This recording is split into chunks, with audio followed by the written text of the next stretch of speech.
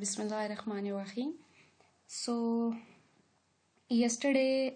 हमने जो है वो DPPH जो एसे था उसका कंप्लीट प्रोसीजर देखा था और उसके फार्मूला तक डिस्कस किया था कि किस तरह से आप एक लैब में प्रैक्टिकली इसे परफॉर्म कर सकते हैं। बिकॉज आपको प्रोटोकॉल तो बहुत सारे मिल जाएंगे but the essence of that कि हमारे पास लैब में उस तरह की कंडीशंस नहीं होती जिस तरह के आप अपने दिमाग में उस चीज़ को विजुलाइज किया होता है, या आप अपने प्रोसीजर को कम्प्लीटली उसी तरीके से नहीं परफॉर्म कर सकते जिस तरह के आपको रेफरेंस दिया जाता है या प्रोटोकॉल जो है वो गिवन होता है. So you have to modify a bit of it according to the conditions provided. So that was the procedure that was completely rely on it. So आज जो है मैं थोड़ा बहुत इसका ओवरव्यू आपको दे सकती हूँ कि आपने अपना सैम्पल प्रिपेयर करना है, उसको आपने कम्प्लीटली डिज़ोल्व करवाना है इन अ सोनिकेटर और in an agitator shaking incubator.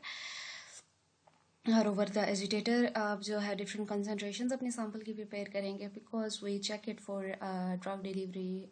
Nutrient point of view से फोर्टिफिकेशन. सो हम डिफरेंट कंसनट्रेशंस को टेस्ट करते हैं. That's why we have to check it antioxidant potential at this various concentration. The most important हमें DPPH को prepare करना होता है. डिपेंड्स अपॉन द मोलैरिटी कि कितने मोलर आपने उसको प्रिपेयर करना है एंड आपका जो टोटल सॉल्वेंट है वो कितना है, लाइक मेथनॉल, उसकी अमाउंट कितनी होनी चाहिए. उसके बाद आप जो है अपना सैंपल कितना लेते हैं टेस्ट ट्यूब्स एंड उसके अंदर कितना आप जो है वो मेथनॉल डालते हैं. यूजुअली जो नॉर्मली आप 1 ml भी ले सकते हैं बहुत अपना जो वर्किंग सोल्यूशन है, एंड 1 ml आप जो है वो अपनी मेथनॉल सोल्यूशन भी ले सकते हैं अगर आपकी क्यूबर्ट्स जो है वो स्मॉल साइज़ वाली हैं. यूजुअली आपके पास जो है वो 3 ml वाली होती हैं तो उसमें आप 1.5 में उस चीज़ को डिवाइड करते हैं. Next the most important point is the negative control and उसके लिए वही जो एक पॉइंट कि आपने उसको जो है फर्दर 1.5 ml या 1 ml से डाइल्यूट करना है मेथनॉल जो भी सॉल्वेंट है जिसमें आपने अपना DPPH प्रिपेयर किया है. And then you have ascorbic acid. Same thing you have to follow कि आपको अपना एस्कॉर्बिक जो है उसको भी उसकी भी कंसनट्रेशंस लेनी है. Like you have to treat the positive control same as you are treating your samples in simple words. And then you have to take its absorbance spectrophotometer से आपने उसको 570 नैनोमीटर पे ट्रिप्लिकेट्स में, and then there is a formula you have to calculate it. So today we are going to discuss how it's being shown कि किस तरह से आपके रिजल्ट्स आपके विजिबल होते हैं. सो जिस तरह कि ये जो फर्स्ट वाला है आपके पास, दैट इज़ आपके पास जो नेगेटिव कंट्रोल है. This is the ascorbic. ये आपके पास ब्लैंक है जिसमें मैंने आपको बताया था कि आपका डिस्टिल वाटर, क्योंकि आप इसको अपनी वैल्यूज़ को जो है वो उसको माइनस करवाते हैं ब्लैंक, लाइक अपने सॉल्वेंट की जो एब्जॉर्बेंस आती है उसको आप माइनस करवा देते हैं ओवरऑल जो आपकी सैम्पल नई वैल्यू एब्जॉर्ब की होती है. सो इसलिए आप इसको पहले ऑटो ज़ीरो करते हैं. And here are the 3 triplicates of your किसी भी कंसनट्रेशन के, लाइक समझ लेंगे 10 के. So what's the problem over here in this diagram. इस डायग्राम में सबसे बड़ा जो आपके पास प्रॉब्लम है, एक तो इनकी अरेंजमेंट ठीक नहीं है. You have to take it because आपके जो जर्नल्स है उसमें जो आप सबमिट कराते हो you don't need these pictures because overall the data is enough, but for your thesis you have to put these pictures in it. So this is the blank that इसको आप place नहीं करते mostly, और अगर करना भी है तो you should have to place it before that, and then you have to place the negative, positive, and then further. And so these are the arrangement that is like not. और अगर इस लिहाज से आप अपने रिजल्ट्स को comparison करें वो अपने जो है वो जो नेगेटिव कंट्रोल है विद ओवरऑल सैम्पल से, तो ये जो है आपके पास बिल्कुल ही लाइक आपके सैम्पल ने एक्टिविटी शो ही नहीं किया as comparison your negative one, उसकी बेटर है. So here is the next diagram. Next diagram जो है यहाँ पे इसकी अरेंजमेंट बिल्कुल परफेक्ट है. Like it should be like that कि आपके सैम्पल अगर आप करना चाह रहे हैं तो अब देखें अपना पॉजिटिव कंट्रोल है, that is a good antioxidant ascorbic acid. So इसकी देखें येलोइश कलर है. जितना सैंपल आपका डाइल्यूट वायलेट से टुवर्ड द येलो कलर जाएगा it's mean it has a good antioxidant potential. So here is what is the basic problem in that. इसमें जो आपको माइन्यूट प्रॉब्लम नज़र आ रहा है इसमें हमारे पास जो DPPH है, ये जो है it has been exposed to the light, that's why it has this not as a purplish color, it's like magenta or whatsoever, I don't have any idea.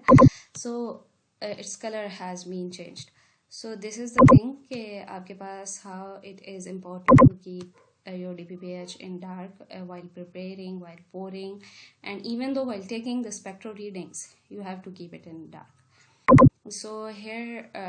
obviously, if you seen it from that point of view, or if you ignore that point that it is being exposed to light, overall, it's being shown that it has like good results as comparison to the previous picture. Next is these are here. What is the problem? Here's the problem is that that you have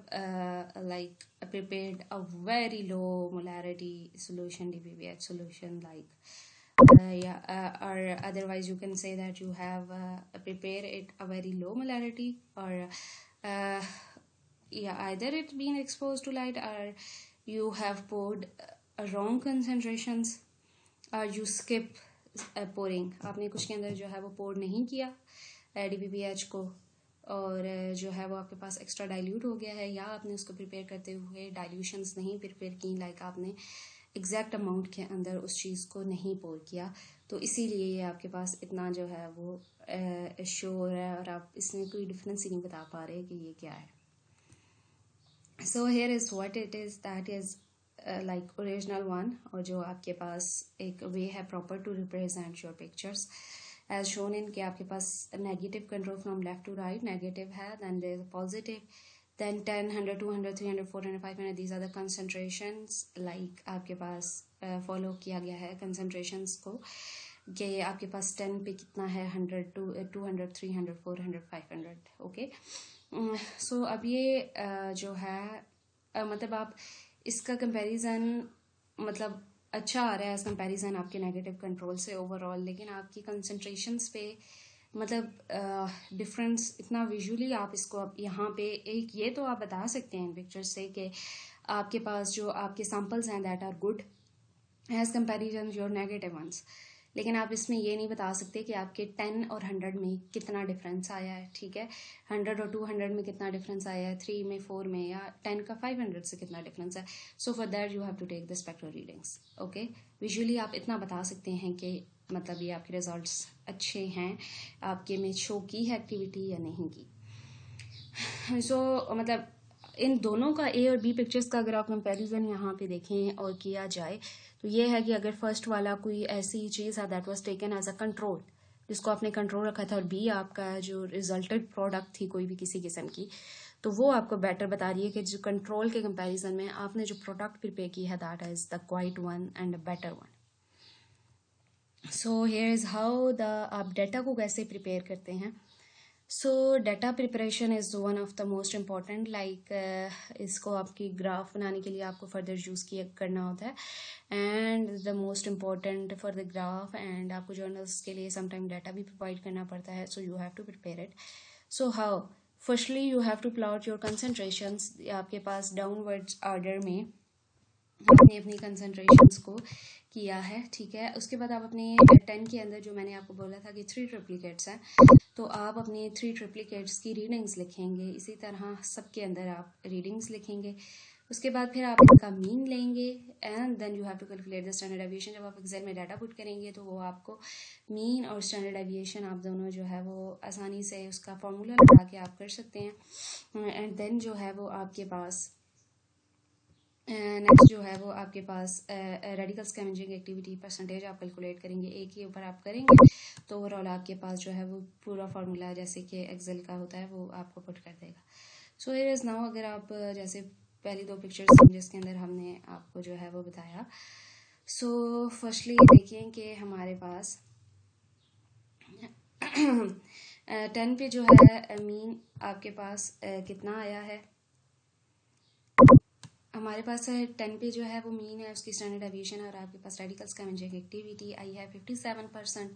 100 पे आपकी 52 है, 53 है, 49, 48, 43, ठीक है. तो downward order के अंदर आपके पास इट्स मीन के लोअर कंसंट्रेशन पे आपके पास जितना अमाउंट नैनो पार्टिकल का कम होगा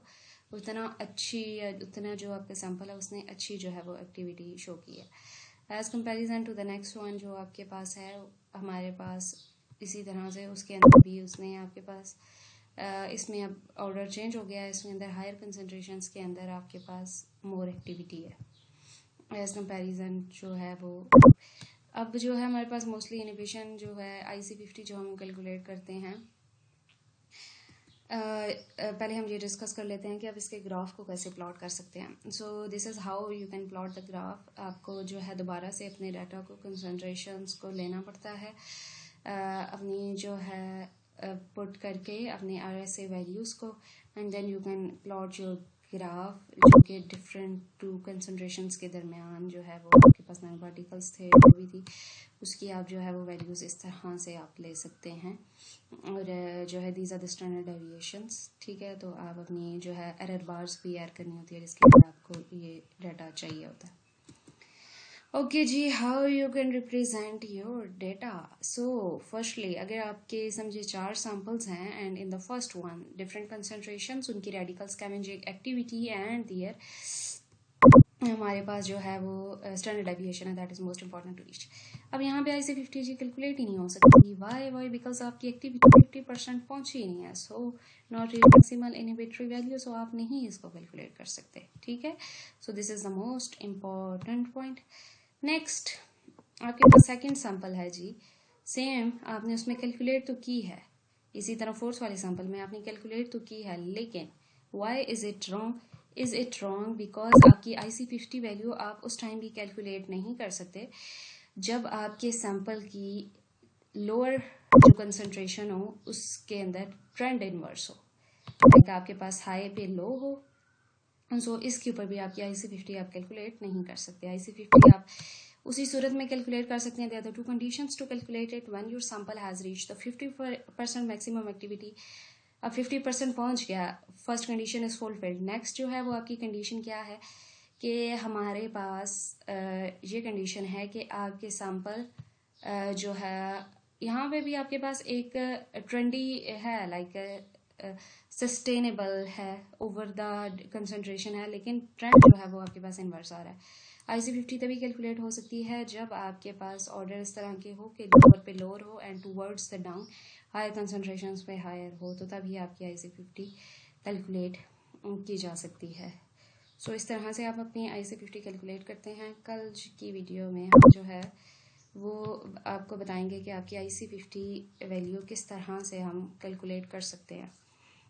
और उसकी किस तरह से आप जो है मीन ओवरऑल उसको कैलकुलेट किया जा सकता है और 2 कंडीशंस हमने आज डिस्कस कर लिया